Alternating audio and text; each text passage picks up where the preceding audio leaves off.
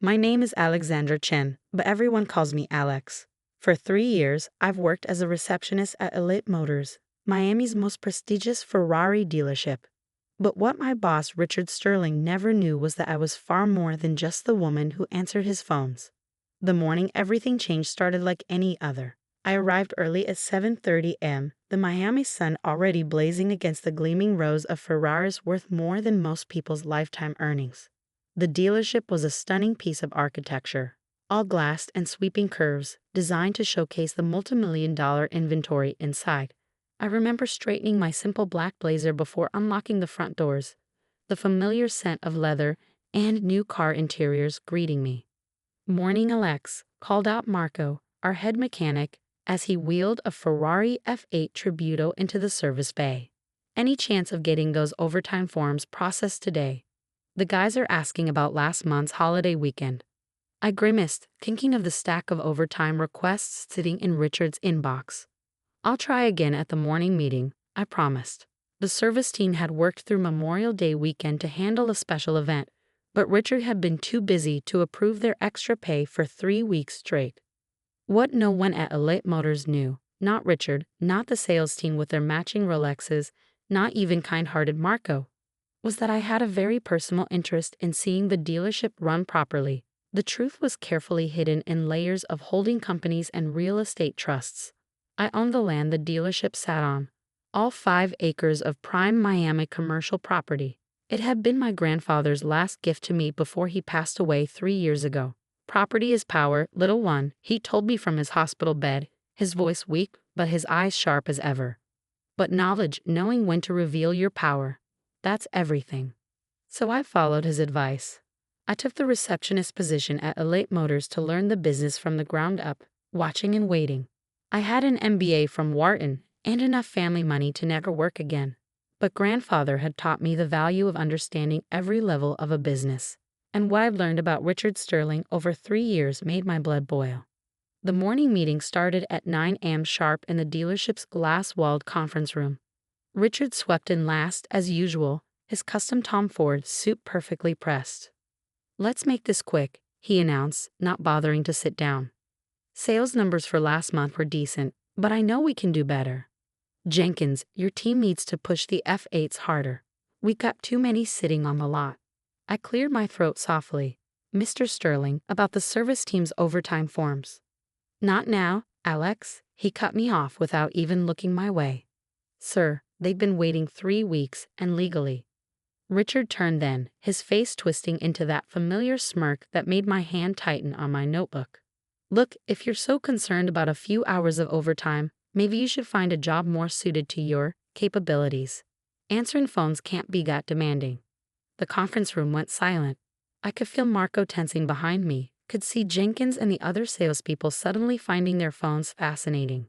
"After all," Richard continued, clearly enjoying his audience, "it's not like you contribute anything meaningful here. You're just a receptionist. Frankly, a worthless one at that, since you can't seem to understand when to keep quiet." I felt a strange sense of calm wash over me. 3 years of watching Richard bully employees, dodge regulations, and cut corners had led to this moment. My grandfather's words echoed in my mind. "Knowledge is knowing when to reveal your power." "You're absolutely right, Mr. Sterling," I said quietly, reaching into my bag. "I am just a receptionist. But there's something you should see." I pulled out a thick manila envelope and removed several documents, sliding them across the polished conference table. "This is the deed to the land Elite Motors sits on. And these are the property tax records for the past 3 years. Richard glanced at the papers dismissively. "What's your point?" "The dealership has a long-term lease with some investment group. Chen Holdings or something. Chen Real Estate Trust, actually." I corrected him. "Founded by my grandfather 30 years ago. I inherited it when he passed away 3 years ago, right before I started working here." The color began draining from Richard's face as the implications sank in. I continued, my voice steady. "I also have here a complete record of every regulatory violation you've committed since taking over as owner. Every falsified emissions test, every illegal markup, every instance of overtime denial." I placed another stack of papers on the table. "The Ferrari corporate office might be interested in these.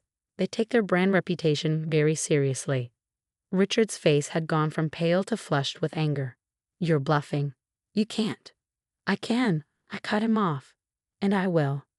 You see, the lease agreement has some very specific clauses about regulatory compliance and ethical business practices. Clauses you violated repeatedly. I stood up, smoothing my blazer. "You have until Monday morning to resign as owner and transfer your controlling shares to the employee trust I've set up. If you don't, I'll terminate the lease, notify Ferrari Corporate, and contact the Department of Labor about those overtime violations." I'm sure the Miami Herald would love the story too. The conference room erupted in chaos as I walked out. Marco caught up with me at my desk. 3 years, he said, shaking his head in disbelief. "You worked the front desk for 3 years, dealing with his abuse when you owned the whole damn property." I smiled, thinking of my grandfather. I needed to understand the business from every angle, needed to know its true value, its people. I gestured to the overtime forms on my desk. "Speaking of which, let's get these processed. I think you'll find the new ownership much more prompt with payroll." Richard stormed out of the dealership an hour later, his face purple with rage. He tried to take the Ferrari he'd been using as his personal vehicle, but I'd already had Marco change the keys. "The car belongs to the dealership," I called out as he stood fuming in the parking lot. "But don't worry, I called you an Uber. After all, we wouldn't want to be worthless hosts." As his Uber pulled away, I sat down at my reception desk one last time and began composing an email to Ferrari's corporate office. By Monday morning, Elite Motors would have new ownership, new management, and a very different way of doing business. But first, I had some overtime forms to process. The weekend after my confrontation with Richard was anything but quiet. By Friday evening, my phone was already buzzing with calls from Ferrari's corporate office in Italy. I sat in what had been Richard's office, now mine, speaking in fluent Italian to their executives, explaining the situation and my plans for Elite Motors.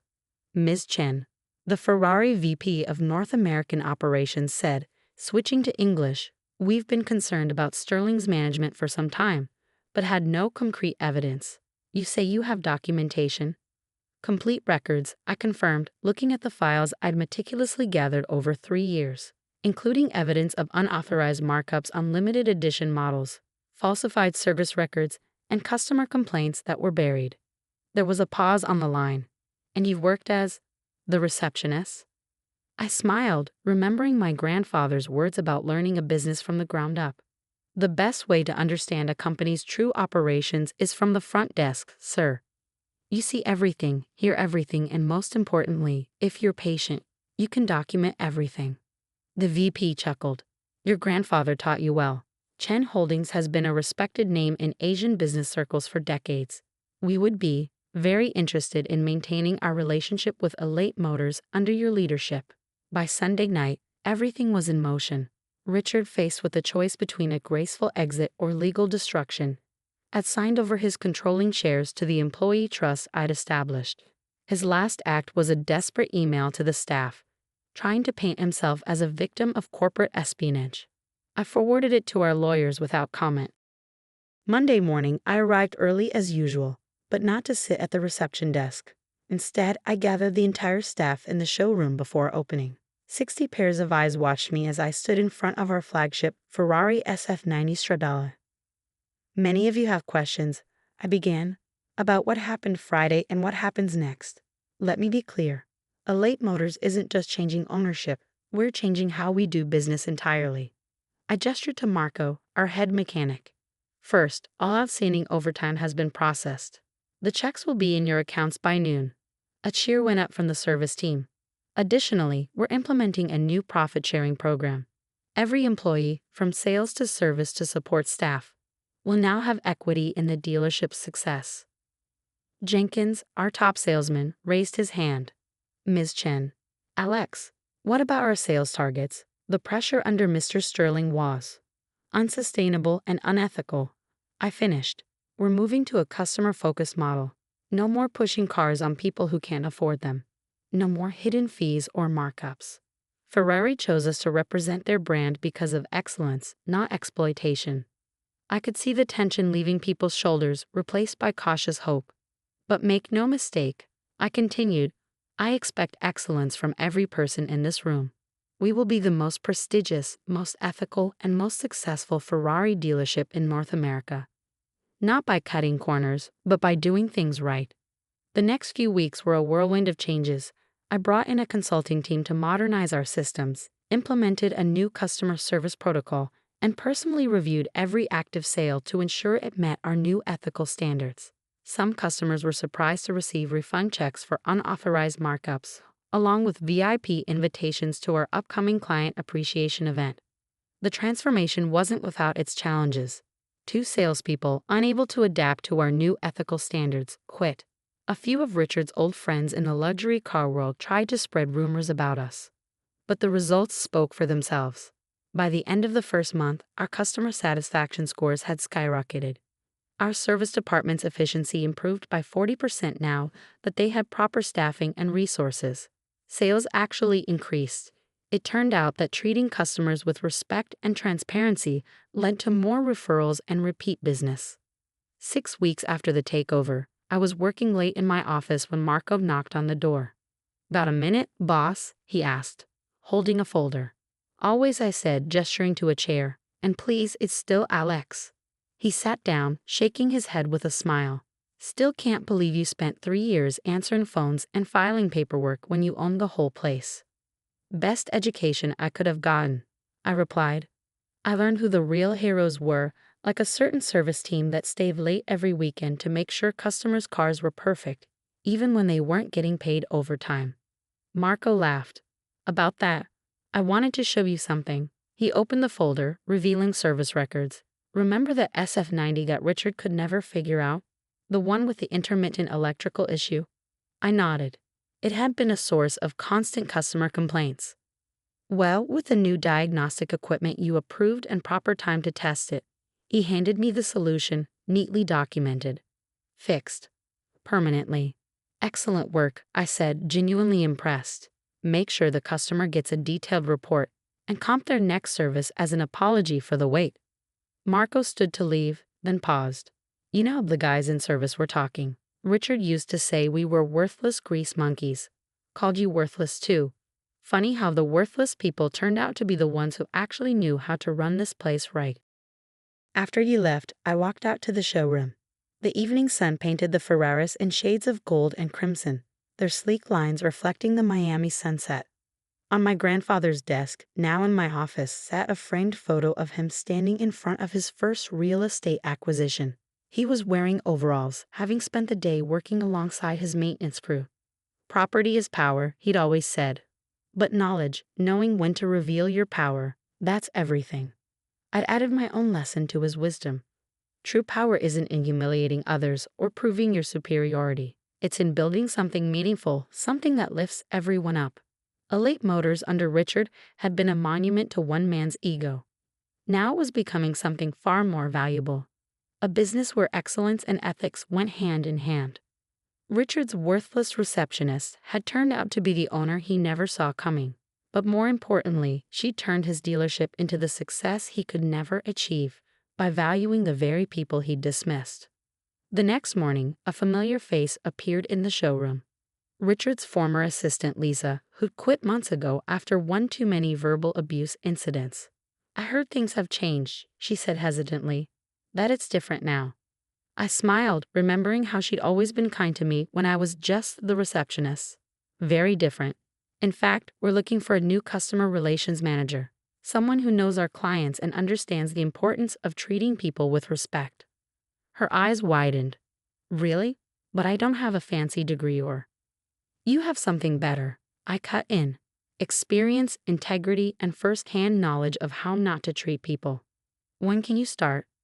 As I showed her around her new office, I caught our reflection in the window. 2 women Richard had called worthless, now helping to run one of the most successful Ferrari dealerships in the country. The irony would have been sweet enough on its own. But the real victory wasn't in proving him wrong. The real victory was in proving ourselves right. 3 months after the takeover, Ferrari's corporate office sent a team to evaluate our operations. They spent a week reviewing every aspect of the business, from sales to service to customer satisfaction. Their final report was glowing, with one particular comment that made me smile. Elite Motors represents the perfect fusion of excellence and ethics. Ms. Chen's innovative approach, combining deep operational knowledge with a commitment to employee empowerment and customer satisfaction, sets a new standard for luxury automotive retail. I had the report framed and hung in the break room, right next to our new mission statement. Excellence is not what we do, it's who we are. Richard's name faded from Miami's luxury car scene, but Elite Motors thrived. Our employee trust grew in value month after month, creating wealth not just for the salespeople but for every person who contributed to our success. The once worthless receptionist had turned a toxic workplace into a model of ethical business practice. Sometimes, on quiet evenings after the showroom closes, I still sit at the front desk for a few minutes. It reminds me of those 3 years of watching, learning, and planning. But mostly it reminds me that true worth isn't in titles or power. It's in what you build, how you treat people, and the legacy you create. As for that overtime paperwork that sparked the final confrontation, it's now processed automatically every Friday with bonuses for exceptional service. After all, in a business built on excellence, no contribution is ever worthless. The story of Elite Motors spread through the luxury car world, a cautionary tale about underestimating people and the power of patient, principled leadership. Richard still sometimes drives past the dealership in his leased BMW, seeing his former empire now shining brighter than ever. But he doesn't stop in anymore. After all, his Uber rating isn't quite up to our standards.